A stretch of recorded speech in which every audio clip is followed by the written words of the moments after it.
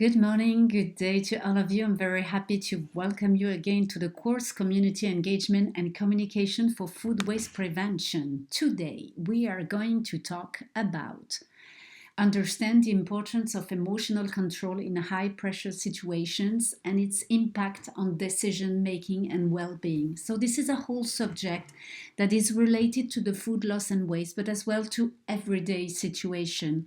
So I'm very happy to share this model for you because I'm sure it will help you as well for your daily life. So high pressure situations are common in food related work environment when the time is constrained, interdependence and operational complexity.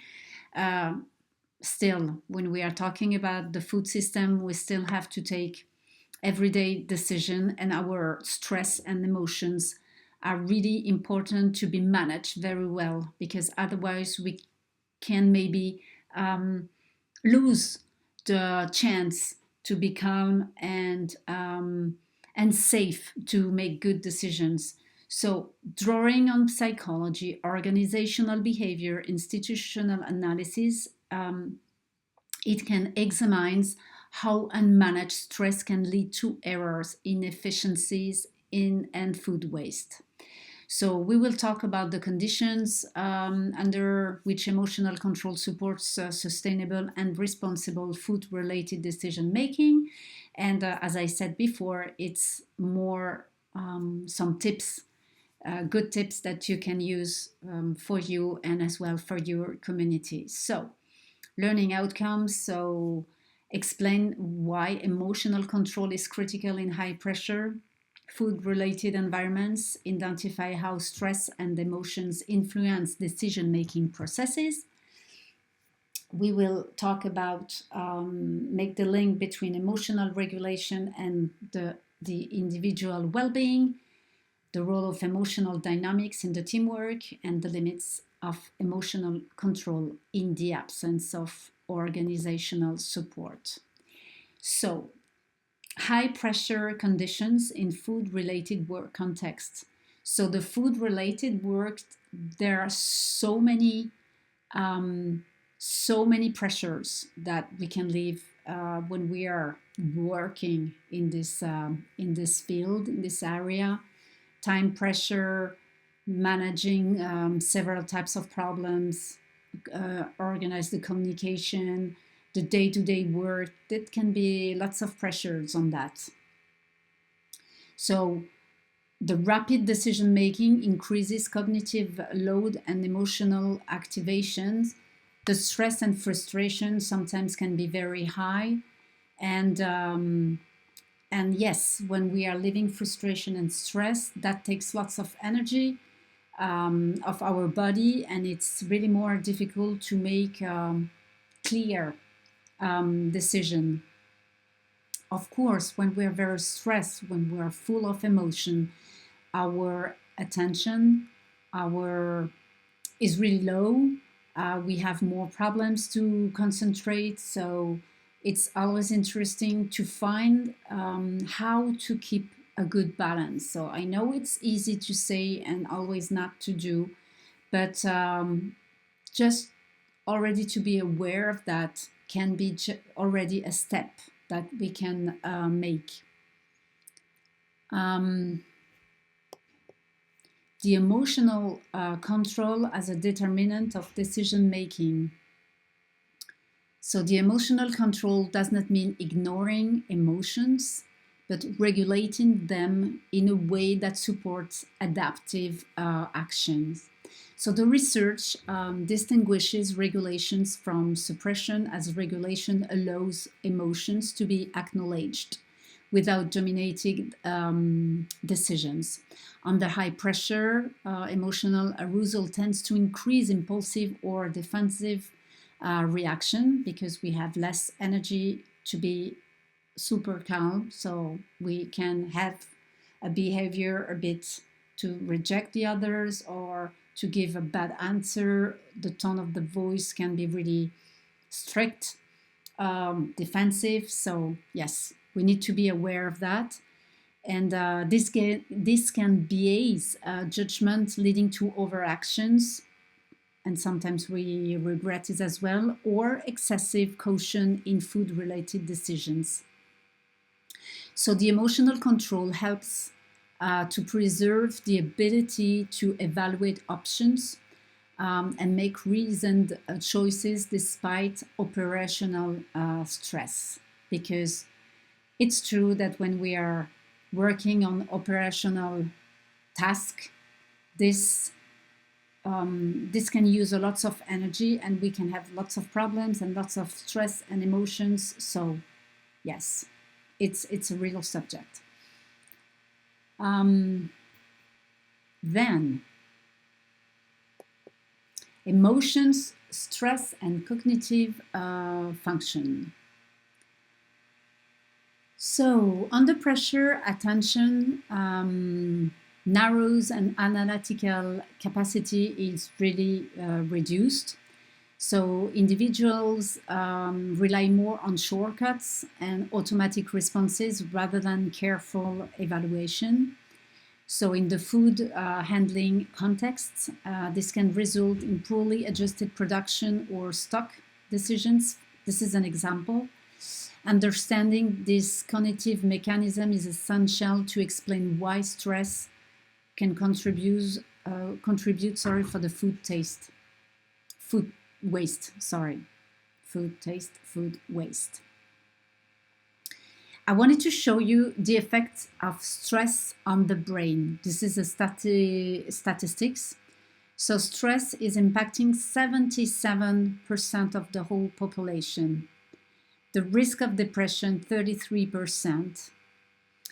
And as well, it can lead to mental health problem and other chronic disease in the stomach, in the intestine, the digestion, how we can rest, how we can sleep, because the more we are stressed, sometimes we don't sleep that well, and then it's a consequence of the stress, and then without enough resting time, we are increasing the stress, pressure, and that can lead us to make difficult decisions, or yes, emotions a little bit high.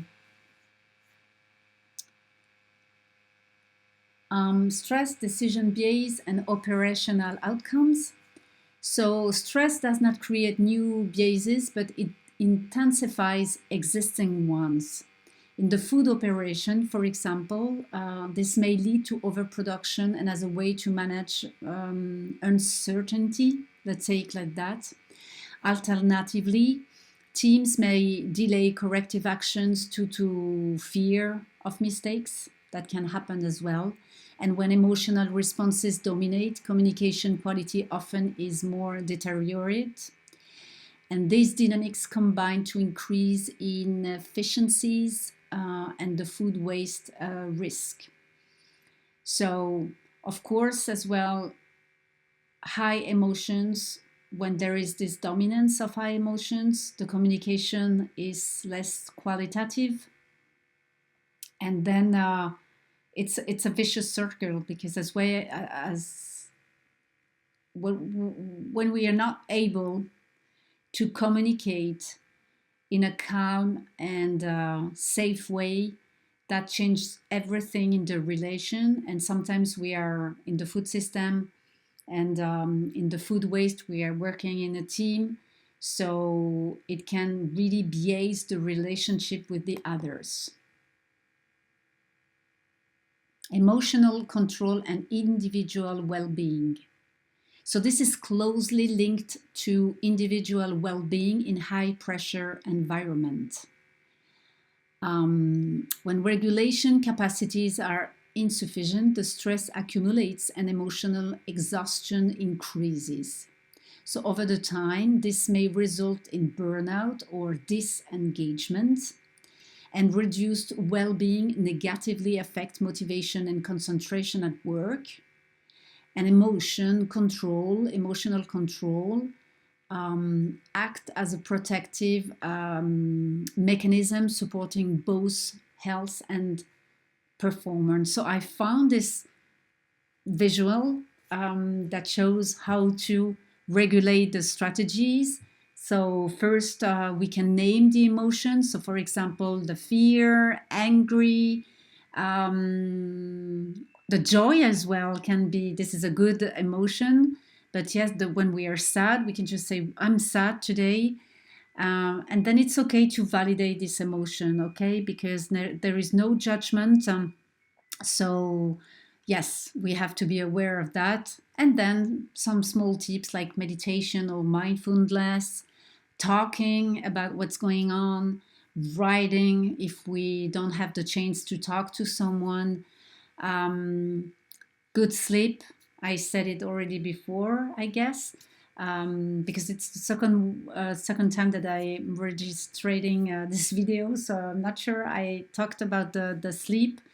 But the sleep is the first energetical the first energetical thing you can do to feel better. So if you feel that you are going through an emotional path or stress path, very difficult, just go to bed very early and sleep as much as you can and do it again the next day, because the best rest you have when you sleep, the better you will be to take good decision.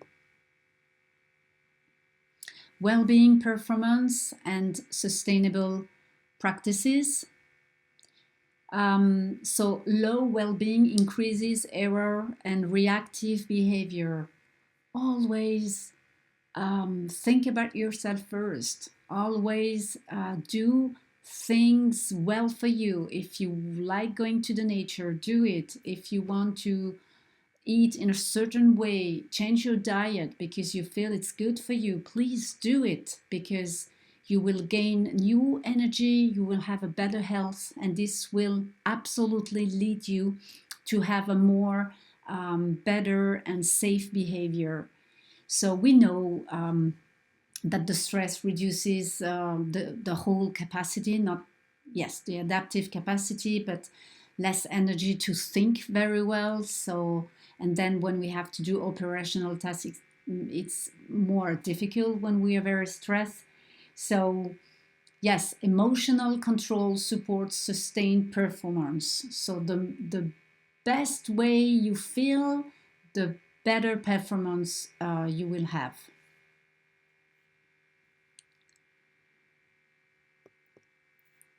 Emotional dynamics in teamwork. So, emotions influence communication and trust in teams. Yes, because if you're stressed, full of emotions, and you're tired and you don't care about yourself, that will have impacts on everything, impacts on your health, impacts on your well being. So, less energy to talk well, to communicate well with your peers. And then, yeah, it's a bit of vicious circle, huh? It's a bit of vicious circle because then the trust, there is no more trust in the team, so it's more difficult to take good decisions together. So less cooperation into the team. And then, yes, sometimes when you don't feel very good and when you don't think in a positive way, you can as well share those emotions and stress to the others, and they can be touched by that. And so there is an impact on other people than you. Yes, I wanted to show you this visual. The change amplifies team dynamic and emotional responses, stress, external pressure, and homeostasis. It's the way we are finding the balance into the team, because if I feel well, if I find my balance, I will share this to the team or to the group, and then we can find a balance all together. collective emotional regulation and performance. So, yes, the regulation becomes a collective practice because it's all about us first. The more I am regulated, the more I can regulate with my team, and the more the whole team will be regulated. So it's always great as well to build a good climate, a good energy into the group, because sometimes we have to face problems, hard problems on a certain period. So we can, by doing like that, we can support the adaptation, we can get benefit from the others and as well support. Sometimes the stress can be as well a good thing because we can have we can work under pressure sometimes, and if it's a good stress because it's a good goal, a good objective, and it's not really the stress, but the stress gives as well action. So if everything is well aligned, you can use this action, concrete action, to achieve the goals. So it can be a good thing. It's not a good thing when the energy that you are providing is too much and that you have the sensation to manage too many things, and then it's not a good energy anymore. It becomes doing because it's stress, and with the feeling that we are always under the pressure and we have to do more and more with the performance every day. So that can lead as well to the increase of the stress. Benefits of emotional regulation. So how we can improve the performance, how we can still remain focused, we take better decision, we have a mental more, let's say, stronger, and yes, how to really put away the stress, the anxiety, and how we can find a great and a better balance for us, for our body, and for our well-being. And it goes for all the subject, not only the subject about the food or the operational part of the food system, whatever it is, that goes for everything. So some very useful key takeaways for today. Emotional control shapes decision quality under pressure. Stress influences cognition, behavior, and coordination. So be careful when you are stressed. Go to bed, sleep well, go to the nature, eat lots of fruits and vegetables, a little bit less sugar, and it's already a good path you can make for you. Well-being and performance are closely connected. Emotional regulation is both individual and collective. Sustainable practices require supportive conditions. It's a subject that I really like, because I was working in the health project for a long time, during 10 years, and I saw so many people who are really stressed, full of high emotions, and sometimes decreasing the stress. We can do it with, yes, small things. As I said before, changing our diet, going in the nature to have a good walk, going to bed a little bit early. It's 3 small things, but if you do it every day, I can promise you that you will feel better. And if you will feel better, your family will feel better, your community will feel better. And at the level of the whole ecosystem of the planet, I think that we will all feel better. We are doing our best every day, I know.